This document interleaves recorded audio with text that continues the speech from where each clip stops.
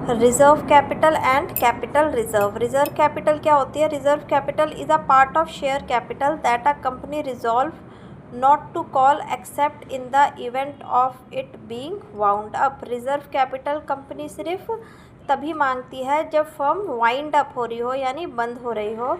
और capital reserve क्या होता है? Is a reserve which is created out of capital profit. Capital profit में से इसको क्रिएट किया जाता है and is not free for distribution as dividend. और ये हम इसको डिविडेंड की तरह डिस्ट्रीब्यूट नहीं कर सकते। तो ये दोनों टर्म थोड़ी सी कंफ्यूजिंग है, एक है रिजर्व कैपिटल और एक है कैपिटल रिजर्व। इन दोनों का डिफरेंस क्या है? रिजर्व कैपिटल का भी अभी हमने और कैपिटल रिजर्व का मीनिंग पढ़ा है। सेकंड है क्रिएशन। तो ये कहाँ से क्रिएट होती है? अनकॉल्ड कैपिटल से, यानी जो पैसा, जो कैपिटल हम मांगते नहीं हैं, सिर्फ वाइंडिंग अप पे मांगते हैं, यानी अनकॉल्ड कैपिटल में से रिजर्व कैपिटल क्रिएट होती है। और ये कैपिटल प्रॉफिट में से हम पैसा साइड रख लेते हैं, सेट असाइड करते हैं, वो कैपिटल रिजर्व होता है।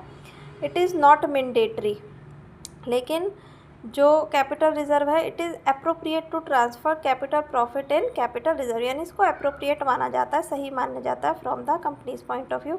Special resolution is required for reserve capital.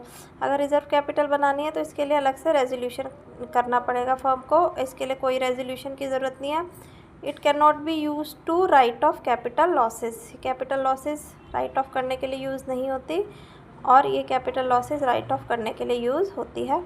It is not disclosed in the that is shown in company's balance sheet. ये कंपनी की बैलेंस शीट में शो नहीं होती।